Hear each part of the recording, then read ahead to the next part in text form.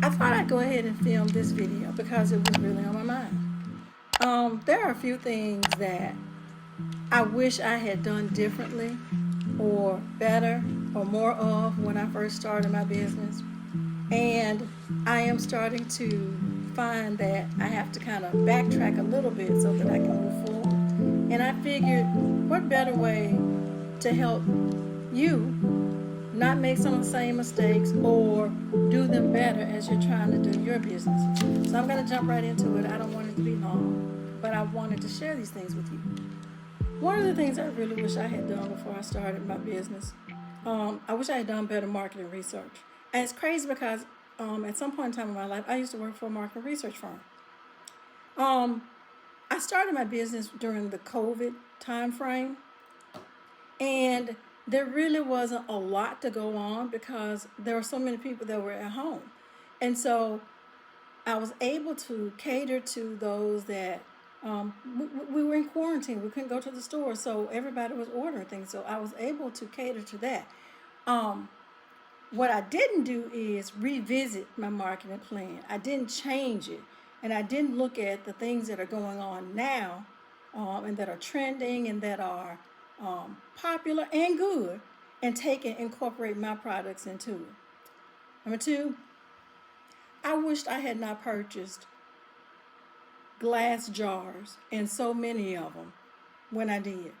Now, like I said, once again, when I started my business, it was during the COVID time, and so it just appeared that glass jars would be a lot safer to ship body products in. But here's the thing, they are good if you can do locally or if you're going to take that shipping cost and pass it on to the customer. But if you're like me and so many other businesses and you want to try to offer free shipping to your customers, glass packaging adds to the weight of what's being shipped.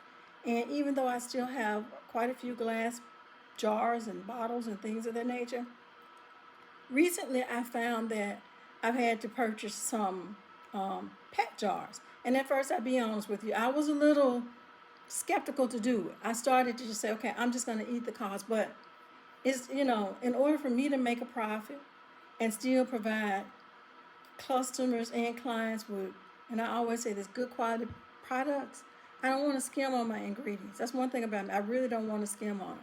And so I had to take and make the, personal sacrifice in my mind to just, you know, go along with plastic for my packaging. Another thing I wish I had done is I wish I had expanded my product line by creating collections. Um, by that, what I mean is I have soaps, I've got body butters, I've got lotion, I've got um, clay masks, I have a lot of different things. And if I had just taken and created small collections, it didn't have to be a lot, maybe a soap, a body butter, and a sugar scrub, and just, created that as a package or as just a collection. Um, I would have been able to scale my business and not have so many different products all over the place. Whereas right now I'm trying to condense it and make the package, not just the package, make the products more attractive to all genres of clients, but make it easier to where the focus is on maybe five or six just collections. Another thing I wish I had done, even though and I'm just gonna be honest, I'm an extrovert, but there are some things I'm terrified of. I wish I had done more pop-up shops once we were able to come out of that COVID quarantine piece. I feel like if I had done more pop-up shops, more people would. Now, don't get me wrong, I have a pretty decent following locally, and I do have people that purchase from me in other cities, but I think that in order to be more sustainable, it helps when people in other locations can have an opportunity to meet you. And I wish I had done more research in terms of pop up shops that wouldn't be so far away, and I could probably take a few products and get to, let other people get to know me because right now everything is being basically done on we do things YouTube and we do things TikTok, Instagram, but I don't have a brick and mortar store, and I don't intend to. I do a lot of my products from my shop that I have that's attached to my home. And so for me, I wish I had, and I think I'm still going to have to look at craft shows that are coming up so that I can prepare myself to be able to be out and have people be able to meet and greet and connect with me and me connect with them and hear what they have to say about some of the things they want to see in a product. Um, Another thing I wish I had done, I wish I had approached my business as a brand and not my business as just a business. It's a bath and body company. I work on skincare products. You guys know, you look at the YouTube videos, you see the things that I do. Um, but I wish I had approached it from the brand perspective. And by saying that, for me, I would have done more in terms of my packaging. And I would have looked at more than just, so I had to change my logo a couple of times.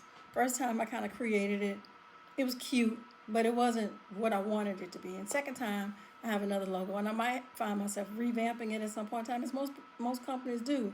But had I just approached my business as a brand, I would have been able to incorporate that into like my labels.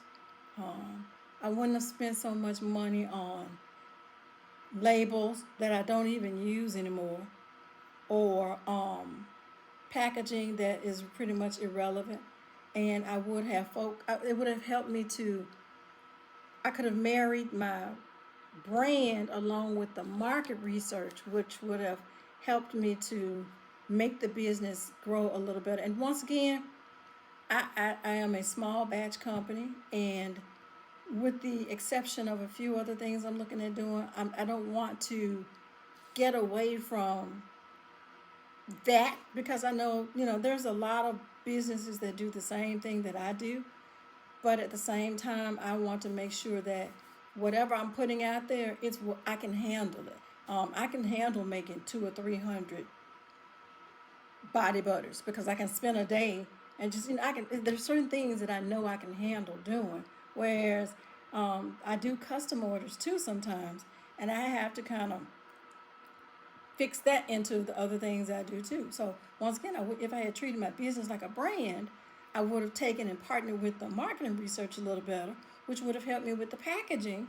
And then I would have taken and found myself at different pop-up shops. All these things go together. And something else too. The one other thing that I wished on the front end I have formulated more. The one of the reasons I do, and with the exception of me using some melt and pour soaps on the front end, and every now and then I have to use melt and pour soaps based upon some of the things I create. Had I taken the time to really formulate, instead of just getting down the cold processed soaps, it would have allowed me to purchase those ingredients that create a certain level of silkiness and smoothness and additional hydration to the skin that are natural and non-synthetic. So I try very hard before I purchase any product. I look to see its natural honest, meaning what its derivative, how it's come about, and because I can't preach it enough, I have sensitive skin. The majority of my family members have sensitive skin in one way or the other. But I wish I had formulated more, because I would have taken the time to really hone in on those outcomes that I would have liked to have seen, as opposed to me now starting to venture. And I know every business has to evolve, but I just wish those were some of the things that I had done more. So I'm not going to keep you long. I just wanted to share those few things with you. If you're trying to get ready to start your bath and body company, or whatever company it is, I just wanted to kind of share those things with you, because I think they would probably really help, especially the one about the packaging and the glass jars and things of that nature. If you have any questions for me, or at some point in time you want to see me do something else or be more specific about something, just leave a comment for me down in the comment section. And as always, I always thank you for signing in, and good luck with your new business.